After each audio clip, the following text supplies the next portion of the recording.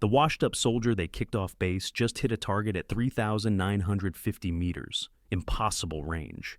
The radio crackled with disbelief as spotters confirmed what their eyes refused to accept. Just 72 hours earlier, that same woman had been escorted off Fort Benning's prestigious sniper school grounds, her head down, duffel bag slung over one shoulder, while instructors shook their heads and muttered about another quota higher washing out. Staff Sergeant Jake Crawford had laughed the loudest, telling anyone who'd listen that she couldn't hit the broadside of a barn at 50 yards. The other recruits had joined in, their mockery echoing across the training grounds as her bus pulled away.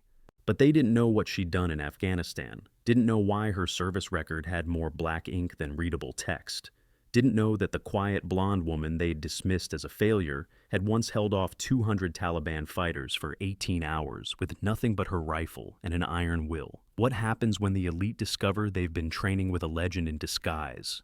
The bus wheezed to a stop at Fort Benning's main gate on a humid Georgia morning, its doors opening to release a single passenger. Sarah Mitchell stepped down onto the cracked asphalt, her worn duffel bag containing everything she owned in this world.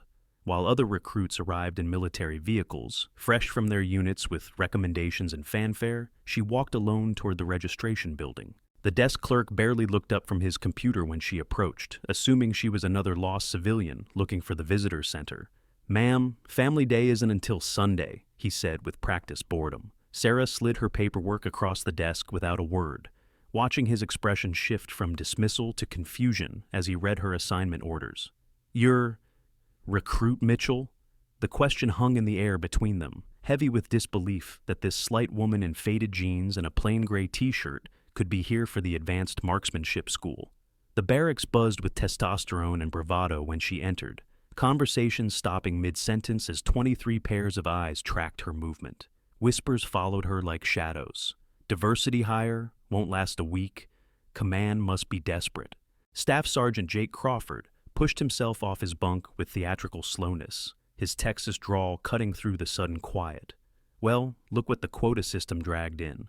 His buddies chuckled on cue, the sound sharp and mean in the confined space. Sarah set her bag on the only empty bunk, methodically unpacking while the comments grew bolder. Crawford circled like a predator, sensing weakness, his 6'3" frame deliberately invasive of her space. "You lost, sweetheart?" The nail salon's 2 blocks down. More laughter, louder this time, feeding off her silence. The walls of the barracks told their own story of excellence. Photographs of legendary snipers dating back to Carlos Hathcock in Vietnam, all male, all stern-faced behind their rifles. Sarah's eyes lingered on each image as she made her bed with military precision, her movements economical and practiced. Crawford noticed, misreading her interest as intimidation. "Don't worry, honey," he said loud enough for everyone to hear. "We'll go easy on you. Wouldn't want you breaking a nail on the rifle." The morning formation proved him wrong in ways he couldn't yet understand. Sarah fell in with perfect military bearing, her stance regulation exact, while some of the male recruits still fumbled with spacing. Captain Rodriguez, the lead instructor, outlined the course requirements with clinical detachment. 40% washout rate. Only the top 10% would receive special operations recommendations. Crawford volunteered immediately when Rodriguez asked for a recruit to help familiarize the new arrivals with equipment. "I'll make sure our lady recruit gets special attention, sir." Sarah's first words at Fort Benning came out quiet but clear. "I don't need help, Sergeant." The amused condescension on Crawford's face deepened. "We'll see about that, won't we?" In the mess hall that evening, conversations died whenever Sarah approached. She sat alone at the far table, eating in methodical silence while the others swapped stories of their units and deployments. During equipment issue, she received a rifle scope that Crawford had personally selected, an older model known for its temperamental adjustments. By accident, of course. Sarah examined the equipment without comment, her fingers running over the metal with a familiarity that one instructor almost noticed before Crawford's loud voice drew attention away. Hidden in plain sight were the signs of something more. Her military ID showed unusual black marker redactions where others had standard unit information. A phone call overheard by the duty sergeant. "Yes, sir, I understand the need for discretion," went unreported but not unnoticed. Sarah's hands never trembled when she handled weapons. Her breathing remained steady under scrutiny, and she noticed details others missed entirely. The range flags hung limp in the still air, but she studied the almost imperceptible dust patterns that revealed wind currents invisible to untrained eyes. Crawford's public bet that she wouldn't last 2 weeks spread through the barracks like wildfire, recruits placing money on how quickly she'd ring the bell and quit. That night, alone in the empty common room, Sarah cleaned her assigned rifle with movements so precise they seemed choreographed. Each piece came apart and went back together with the speed of muscle memory earned through countless repetitions. Her hands, small but scarred in places that suggested stories untold, worked without conscious thought. Tomorrow would bring the first marksmanship assessment, Crawford's anticipated entertainment, and the beginning of something none of them could imagine. The other recruits slept soundly in their bunks, confident in their superiority, unaware that tomorrow everything changes. Sarah continued her maintenance ritual in the darkness, a ghost preparing for war in a room full of peacetime soldiers. But why would someone capable of impossible shots choose to hide among recruits who could barely qualify as marksmen? Dawn broke over the firing range with Crawford's voice already cutting through the morning mist, taking bets from anyone willing to wager on Sarah's performance. $20 says she can't hit paper at 300 yards, he announced to the gathering crowd of recruits. 50 says she cries before her third shot. The other men laughed and slapped bills into his waiting palm, their confidence built on 3 days of watching her silent acceptance of their mockery. Sarah arrived at the range 15 minutes early, inspecting her rifle with the same methodical precision they'd mistaken for nervousness. When the instructor called the firing order alphabetically, Crawford volunteered to go first, demonstrating what he called proper shooting form with a decent grouping at 500 yards. Other recruits followed, their shots clustering respectably around the target centers, while Crawford provided running commentary on each performance. Mitchell, Sarah, step to the line. The announcement silenced the chatter instantly, all eyes turning to watch what they expected to be a spectacular failure. Sarah took her position with textbook form, adjusting the scope with deliberate care that Crawford immediately mocked. "Look at her shake," he called out to his audience. "Classic case of nerves. Boys, this is what happens when politics gets involved in military selection." She settled behind the rifle, taking a breath that seemed to last forever before squeezing the trigger. The shot went wide, missing the target completely. Laughter erupted from the gathered recruits while Crawford's grin stretched wider. "Maybe try the ladies' auxiliary, sweetheart. They've got smaller targets." Sarah's second shot barely clipped the outer ring. Her third missed again. And by the time she'd finished her string, she'd managed only 2 hits out of 10 shots, a failing grade by any standard.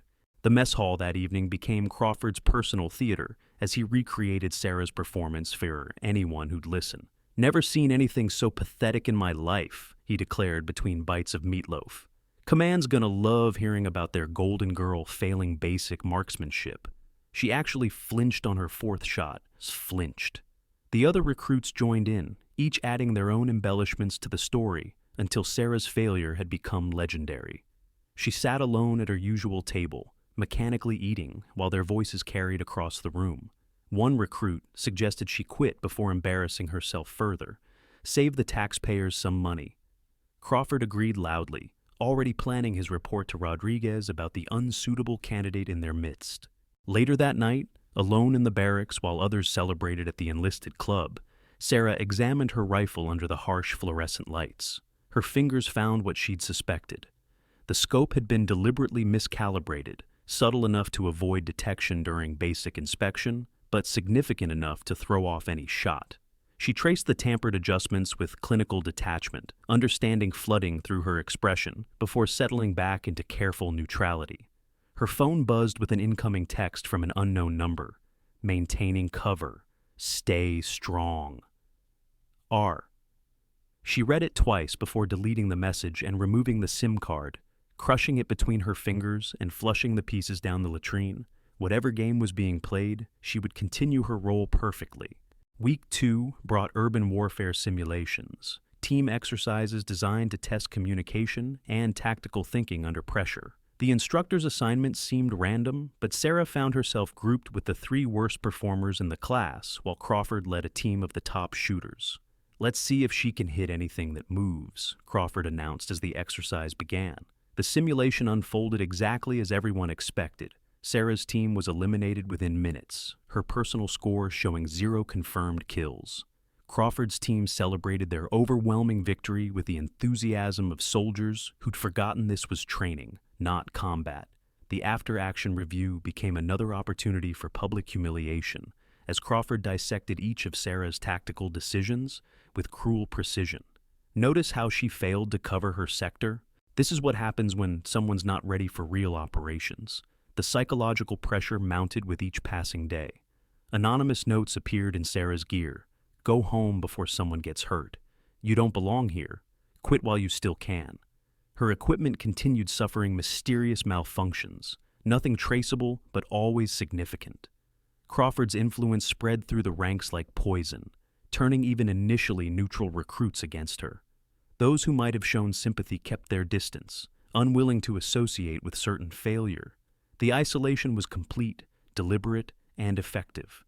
Sarah maintained her silence through it all, showing up each day with the same quiet determination that they mistook for stubborn stupidity. Even Captain Rodriguez seemed convinced, calling her into his office at the end of week 3 for an evaluation meeting that everyone knew was coming. "Mitchell, your performance is concerning," Rodriguez said, her file open on his desk showing failure after failure in bright red ink. "Perhaps this program isn't suitable for you. We have standards to maintain." For the first time since arriving at Fort Benning, Sarah's composure cracked slightly, a tremor in her hands that she quickly suppressed. "I'd like to continue, sir." Rodriguez studied her for a long moment before sighing. "One more chance. Final assessment Friday. If you fail that, you're done here." Crawford's betting pool reached new heights when word spread about the ultimatum. $100 says she washes out by Friday afternoon, he announced in the barracks. Every recruit except one participated. Martinez, a quiet soldier from New Mexico, approached Sarah that evening as she cleaned her rifle. "There's something different about you," he said quietly. Sarah's hands never paused in their movements. "What do you mean?" "That's not the stance of a beginner," Martinez replied. "And nobody cleans a rifle like that unless they've had to trust their life to it." Before Sarah could respond, Crawford's voice boomed across the barracks with a new proposition. He'd arranged what he called a friendly competition for Thursday, the day before her final assessment. A public shooting match with simple stakes. Winner stays in the program, loser leaves immediately.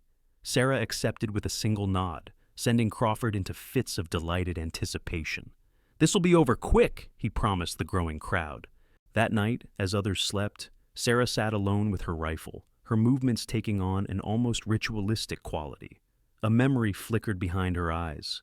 Desert landscape, different uniform, radio chatter crackling through dust-filled air.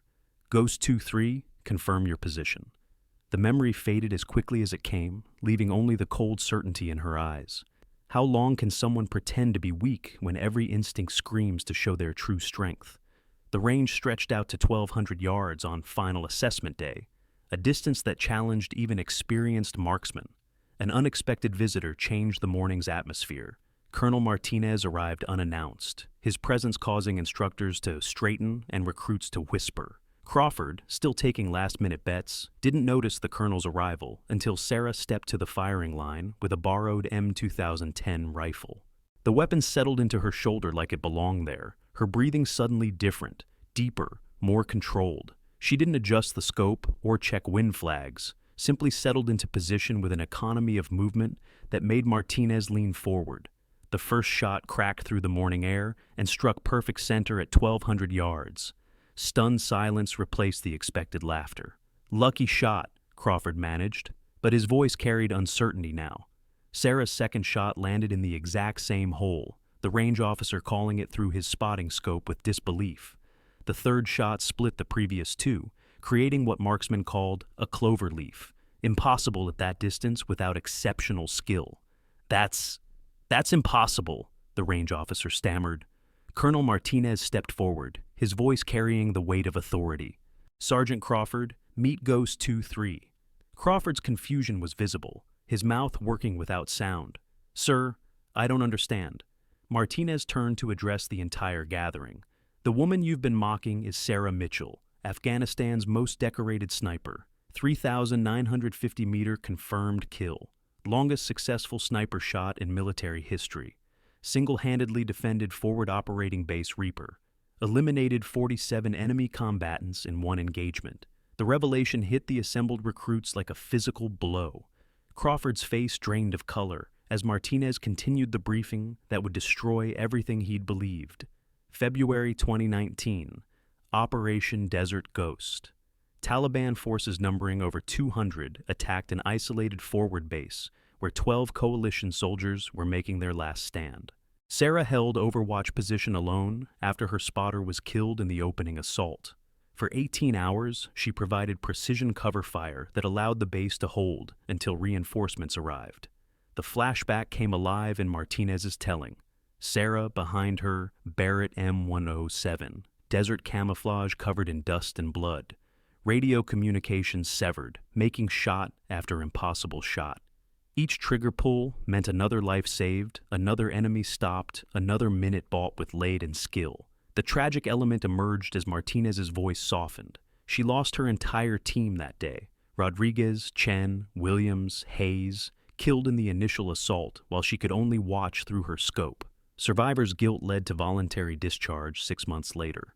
We've been trying to recruit her back for 2 years. The psychological evaluation you've been unknowingly participating in was her idea. The silence stretched until it became unbearable. Sarah stood motionless before the memorial wall they'd passed every day, where those 4 names were etched in black granite along with too many others. She placed a single white rose at the base, her whispered words barely audible. I should have saved them all. The gathered recruits couldn't meet her eyes, the weight of their mockery crushing down with newfound understanding. Crawford's world collapsed in real time as each piece fell into place. But she missed everything. I saw her fail. Martinez's expression hardened. She was protecting your fragile egos, Sergeant, letting you think you belonged in her league. Every missed shot was calculated, every failure deliberate. She's been evaluating leadership potential and character under perceived superiority. The technical mastery revelation came from Sarah herself, speaking for the first time with authority that commanded absolute attention. Wind speed, 4.2 miles per hour from the northwest. Barometric pressure, 29.87 inches. Temperature differential, 12 degrees between ground level and target altitude. Coriolis effect at this latitude adds 2.7 inches right drift. She paused, letting the complex calculations sink in. I could have made that shot blindfolded. The scope you sabotaged was 4 clicks off elevation, 3 clicks windage. I compensated mentally for every adjustment. Crawford attempted to salvage something from his shattered pride. Ma'am, I didn't know. Sarah's response cut through his excuse like a blade. You didn't need to know my background to treat people with respect, Sergeant. Rank and reputation don't determine worth. Basic human decency does. Master Sergeant Rodriguez, her former spotter who'd arrived with Martinez, stepped forward. I watched this woman save my life 17 times in one day. Watched her make shots that physics said were impossible. Best soldier I ever served with. And you've been spitting on her memory. To the assembled recruits, he added with barely controlled anger, you've been trained by a legend and acted like schoolyard bullies. Most of you failed the real test here. The investigation results proved systematic. Sarah had documented every instance of sabotage, recorded conversations, photographed tampered equipment. She'd known about every loosened bolt, every scope adjustment, every attempt to make her fail. Made the shots anyway, just off target intentionally to maintain cover. Martinez produced her service record, the decorations reading like mythology.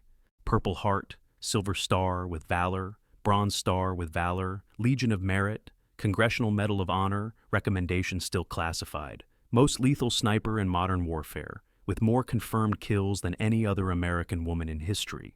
Sarah's quiet response carried more weight than any boast. I just did my job. The atmosphere transformed completely. Mockery became awe. Dismissal became reverence. Cruelty became shame. Crawford couldn't raise his eyes from the ground, while other recruits scrambled to distance themselves from their behavior. Without being asked, Sarah moved to the 1,000-yard line and demonstrated what real marksmanship looked like. 5 shots, 1 hole, as casual as breathing. That's how it's done, she said simply, then began walking away from the range. What kind of warrior chooses to endure humiliation when they could command instant respect with truth? Crawford's psychological collapse played out in front of the entire assembly as he grasped for justification that wouldn't come. "I was just maintaining standards, sir. Everyone knows the military has been lowering requirements for diversity quotas." Colonel Martinez's voice dropped to Arctic levels. "You were systematically bullying a Medal of Honor recipient, Sergeant. A woman who held off a battalion-sized enemy force alone. Your standards included sabotage, harassment, and creating a hostile environment for someone who's forgotten more about marksmanship than you'll ever learn." The official reprimand was just the beginning. Crawford's promotion packet was pulled, his instructor position revoked, and transfer orders to a supply depot in North Dakota were already being processed. His career in combat arms was effectively over, destroyed by his own prejudice and arrogance. The recruits' responses varied from genuine shame to desperate attempts at redemption. Martinez, the one who'd noticed something different about Sarah, approached with quiet dignity. "Ma'am, I'm sorry. I should have said something sooner." Sarah studied him for a moment before nodding once. Acknowledgement, not forgiveness. Others tried to approach, but found themselves facing the same walls of silence they had helped build.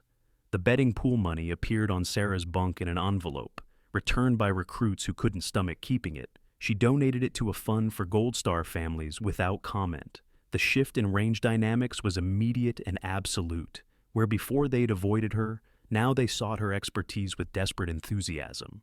Sarah chose carefully who received her knowledge, rewarding those who'd shown basic decency while ignoring former tormentors completely.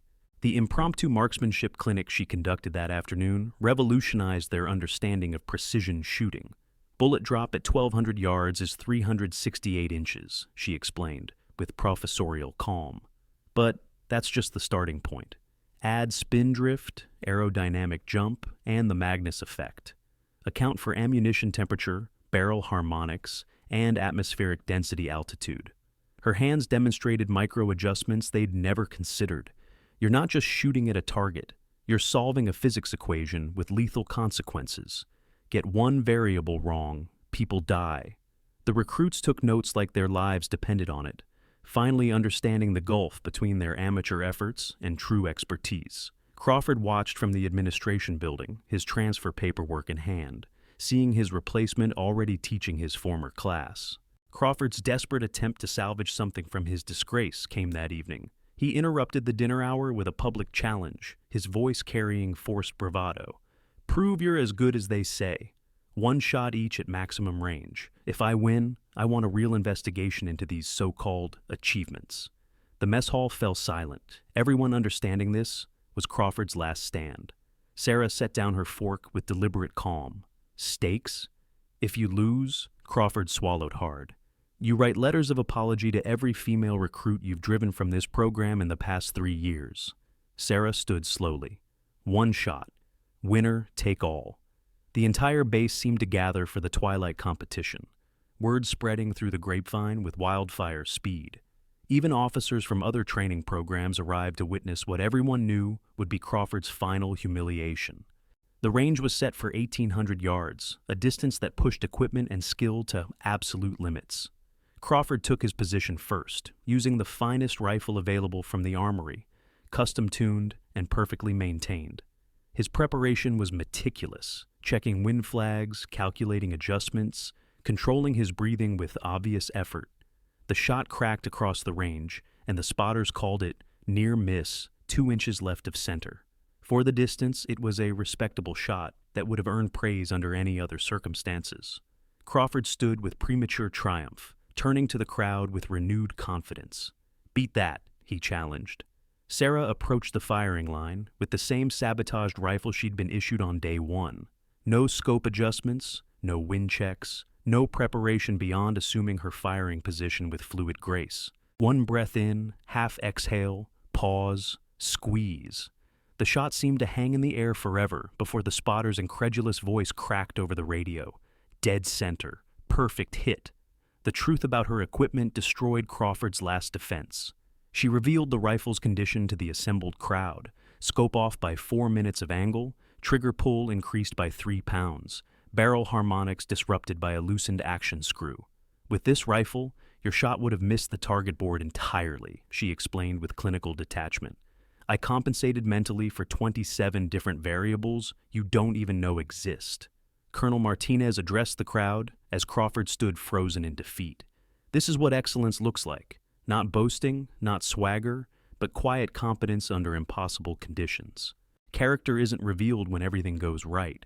It's shown when everything goes wrong and you still deliver. Sarah was already walking away when Martinez called after her. "Ma'am, we'd like you to stay as chief instructor." The offer hung in the evening air while she considered. "I'll think about it, Colonel." It was the first sign of engagement with a future beyond survival. Crawford found her later at the memorial wall, his approach hesitant and stripped of all former arrogance. "I was wrong about everything, about you, about what strength looks like, about what makes a warrior." Sarah didn't turn from the names etched in granite. "Yes, you were." The simple agreement carried no malice but offered no comfort either. "I've spent my whole career thinking I was protecting standards," Crawford continued, his voice breaking slightly. "But I was just protecting my own ego. How many good soldiers did I drive away?" Sarah finally faced him, her eyes holding depths of experience he couldn't fathom. "That's a question you'll have to live with, Sergeant. Some answers come too late to matter." She left him there with his ghosts while she faced her own, the weight of command and loss balanced against the possibility of purpose renewed. The transformation was complete by morning. Recruits who'd laughed at her failure now studied her every movement. The range record board displayed her scores in permanent marker, distances and groupings that would stand as challenges for years to come. Crawford's name disappeared from duty rosters, training schedules, and conversation. But more importantly, the culture began shifting. Martinez instituted new policies on harassment and discrimination, with Sarah consulting on implementation. The silent strength she demonstrated became the new standard, replacing the hollow bravado that had poisoned the program.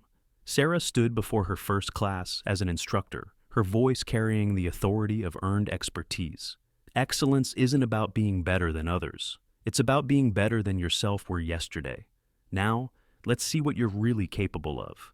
But can a warrior who's lost everything find redemption in teaching others to survive what broke her? 6 months transformed Fort Benning's advanced marksmanship school into something unrecognizable from Crawford's era. Sarah Mitchell stood in the tower overlooking the range, watching her students with the quiet satisfaction of someone who'd found purpose in unexpected places. Crawford's name had become a cautionary tale told in ethics classes. His supply depot exile in North Dakota, a reminder that actions have consequences. The morning sun cast long shadows across the range as Colonel Martinez approached with a classified folder that would change everything once again. "Your rehabilitation assessment is complete, Ghost 2-3. The words hung between them like a revealed secret. Sarah turned slowly, unsurprised but curious. The folder contained documents that reframed every humiliation, every moment of the past months. Operation Silent Return had never been about her recovery. The Pentagon's investigation into systemic harassment within special operations training required inside observers, soldiers with unimpeachable records who could endure psychological pressure while documenting institutional failures. "You were never a recruit," Martinez explained. "Always an evaluator, testing not just individual bias, but institutional tolerance for discrimination." Sarah's undercover mission was part of a 12-operator program spread across military installations nationwide. The Ghost program, as they called it, used elite soldiers to expose leadership failures from within. Every moment of Crawford's behavior had been recorded, analyzed, and compiled into training materials that would reshape military culture. Her personal stake in the mission went deeper than anyone knew. The friendly fire incident that killed her team in Afghanistan had been caused by an officer with Crawford's same arrogant incompetence, a leader who'd ignored input from a female intelligence analyst about enemy positions. The memorial wall drew her back one final time as sunset painted the names in golden light. Rodriguez, Chen, Williams, Hayes, her team, her family, her failure to protect. Fresh flowers lay at the base, placed by students who'd learned their story. "This mission was for you," she whispered to the granite. "Your sacrifice means others won't suffer the same fate." Her hand pressed against the cold stone, feeling the etched letters of their names. The Pentagon's next assignment waited in Martinez's folder, International Coalition Evaluation. testing Allied military cultures for the same poisonous leadership that had cost American lives. NATO partnership assessments required someone who could operate independently, endure isolation, and maintain cover under extreme psychological pressure. Sarah Mitchell no longer existed in official records. Sentinel-5 would report to an undisclosed location within 72 hours. Crawford appeared one last time before her departure, his North Dakota pallor replacing the Texas tan. "I learned something about myself, ma'am, something I wish I'd known before destroying my career and hurting good soldiers." Sarah listened without encouragement, letting him carry the weight of his words alone. "I was afraid that if women could do what I did, then I wasn't special, wasn't elite." His confession hung between them like a bridge too late to build. "Some lessons cost more than others, Sergeant. The price of yours was just higher than most." She left him standing there, understanding that redemption required more than words. It demanded fundamental change that might never come. The students she'd trained gathered for an impromptu farewell, their respect earned through competence rather than rank or reputation. Martinez, the recruit who'd first sensed something different about her, stepped forward as class honor graduate. "You taught us that precision isn't just about shooting, ma'am. It's about precision of character, of judgment, of knowing when to act and when to wait." His words carried weight because he'd learned them through experience rather than lecture. Other students nodded agreement, understanding that they'd been trained by someone who'd seen the worst of combat and chose to prevent others from facing it unprepared. The requested farewell demonstration never came. Sarah declined to show off skills that had cost too much to acquire. "Actions speak louder than any shot I could make," she told them. "Remember that when you're tempted to prove something that doesn't need proving." The lesson landed with the impact of truth hard-earned. Master Sergeant Rodriguez, her former spotter, pulled her aside before departure. "I'm Sentinel-3, he revealed quietly. "Been here 2 years longer than you, documenting patterns you confirmed." The network of reformers was larger than she'd imagined, warriors who'd seen too much unnecessary loss caused by failed leadership. "How many of us are there?" Sarah asked. "Enough to matter," Rodriguez replied. The Ghost program expanded with each successful mission, each documented failure, each life saved by preventing incompetent leaders from reaching positions of authority.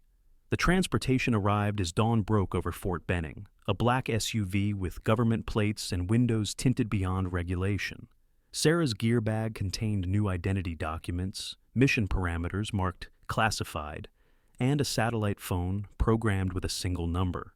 The quiet victory required no celebration. Systems changed slowly, cultures even slower, but the foundation was laid.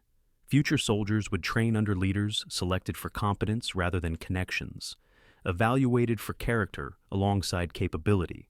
The silent guardian role suited warriors who'd learned that the loudest voices rarely carried the most truth. Sarah's reflection in the SUV window showed a woman at peace with her ghosts, purposeful rather than haunted. Some wars never end, she thought, watching Fort Benning disappear in the rearview mirror. They just change battlefields. The plane waited on a military runway, engines already warming for a flight to locations undisclosed. International waters, allied nations, coalition forces that might harbor the same toxic leadership that had cost American lives in Afghanistan mountains. Radio chatter crackled through the aircraft cabin as she settled into her seat. "Sentinel-5, you're cleared for mission." The pilot's voice was professionally neutral, another ghost serving in shadows. Sarah keyed the microphone one final time, her call sign carrying the weight of all who'd fallen and all who'd rise. "Copy. Ghost 2-3, out." The American flag painted on the fuselage caught morning light as the aircraft climbed toward cruising altitude. Below, Fort Benning continued its mission of creating warriors, now guided by principles written in sacrifice and redemption.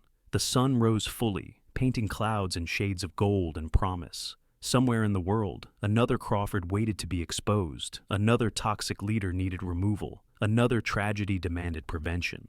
The mission continued without end because the price of stopping was measured in names on granite walls. In the silence between heartbeats, between breaths, between shots that saved lives and those that took them, warriors like Sarah Mitchell stood watch. They asked for no recognition, sought no glory, demanded no praise.